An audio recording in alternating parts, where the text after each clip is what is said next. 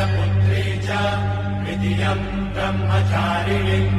तृतीयम् चन्द्रघण्टेति कुष्माण्डेति चतुर्थकम् पञ्चमम् स्कन्दमातेति षष्ठम् कात्यायनीति च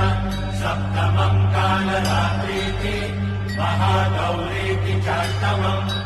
नवमम् सिद्धिदात्री च नवदुर्गाः प्रकीर्तिता।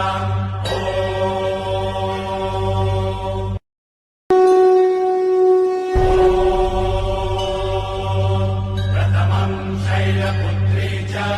द्वितीयम् ब्रह्मचारिणीम् तृतीयम् चन्द्रघण्टेति कुष्माण्डेति चतुर्थकम् पञ्चमम् स्कन्दमातेति षष्ठम् कात्यायनीति च